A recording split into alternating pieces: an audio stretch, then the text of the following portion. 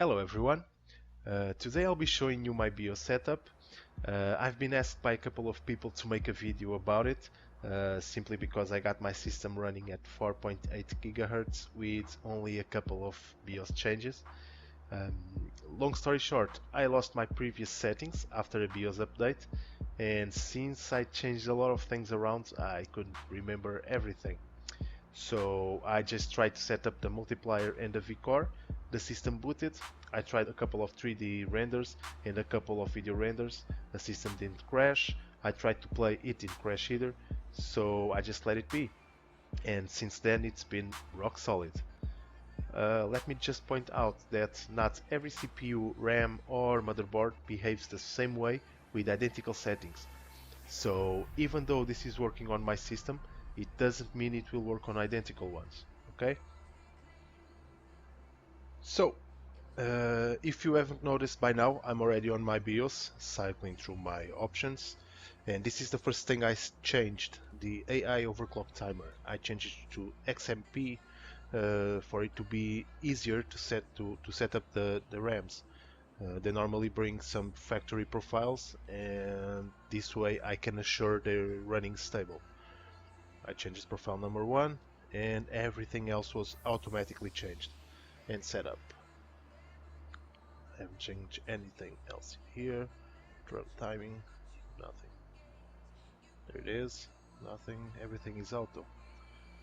Normally people say less is more, and to be honest I think this is one of those cases. I was actually surprised the system was stable like this, and I'm pretty sure plenty of people will be skeptical about it. Well, at least I would, especially after all the adjusts I had to make on the previous BIOS. It was a struggle to get it stable at 4.8. But so far, with these new changes, I already rendered plenty of hours of video and 3D projects, and until now, I didn't have any crash or blue screens or anything. I also spent some time playing games, and so far everything is normal. Haven't changed anything in here. Okay, I changed the CPU ratio to 48 to achieve the 4800 megahertz, and the Intel step speed. I normally leave it on disable, but I'm gonna let it enable for now. This won't affect the performance. This will only decrease the CPU frequency to save some power in case you're not using it. So I'm gonna leave it enabled for now, just so you guys see that the PC is running with everything on default apart from these small changes I've made. Let me see, what else have I changed? Not this. Okay, I set the CPU voltage to 1.350 volts.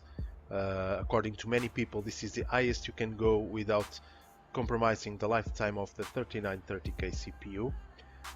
What I usually do and what I suggest you guys to do is to find out which is the highest and the safest voltage you can use on your CPU. This will depend on which CPU you're using.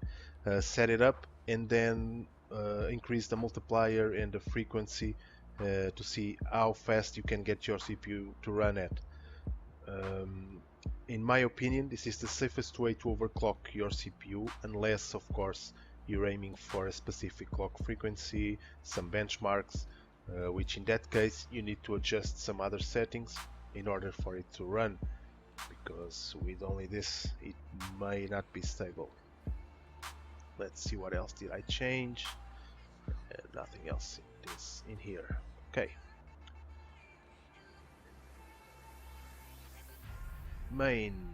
In here we have some system information, system date, system time, system language. You can set a BIOS password in here. I haven't touched anything. Here you can see the BIOS version I'm using, BIOS information, some other information. There's nothing to change. On advanced, in here there's a lot of stuff you can change. This is optional. I'm not gonna change it. I'm just gonna leave it this way. Because this is what I've been using, and I want you guys to see that the PC is running with its normal settings.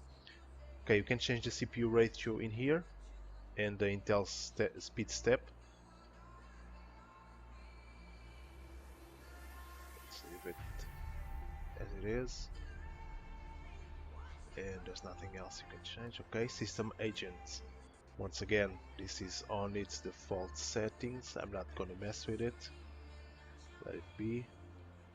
PCM configuration, high precision timer, it's enabled.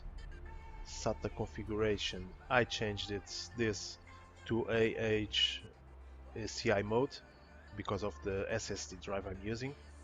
Disabled that plug of the SSD drive.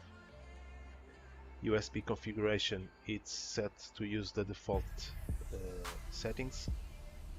Everything is enabled. Haven't changed anything really. The onboard devices, once again, these are optional. It depends on which case you're using, what you want to use. In my case, I'm just gonna let it be. I disabled the Bluetooth controller because I'm not gonna use it.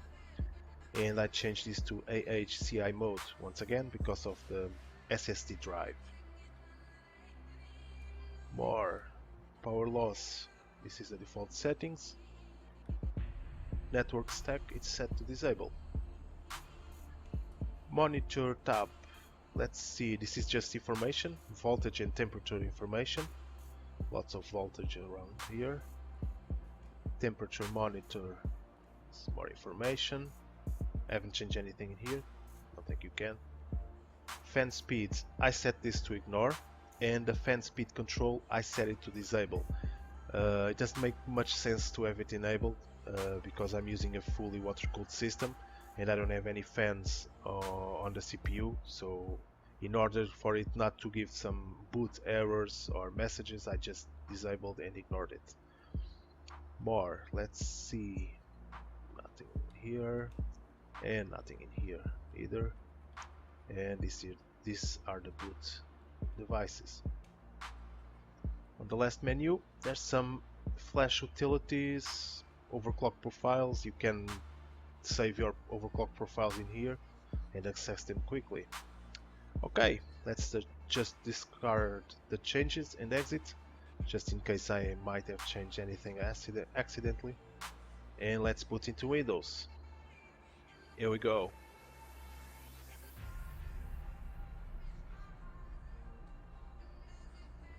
It's booting. And there it is.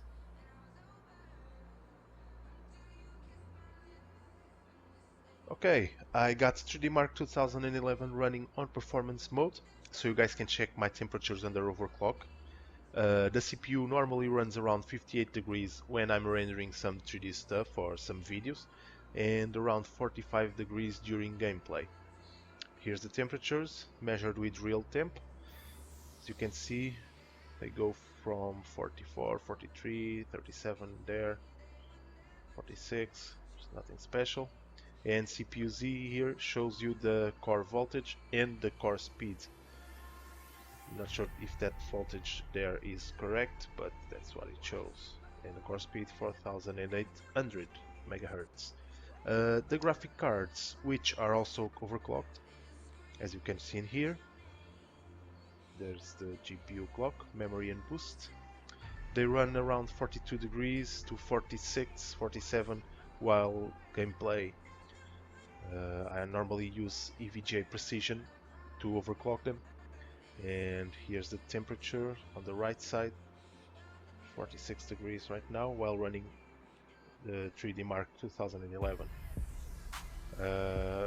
To be honest, I haven't tested the system for more than 13 minutes on Prime 95, but to me, as long as it doesn't crash while I'm doing my stuff, it's all good.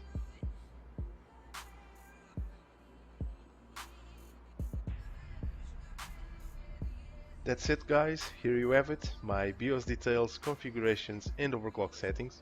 So if you have any question, please leave me a message or a comment and I'll reply as soon as I can. Thank you for watching and please subscribe my channel for the latest videos.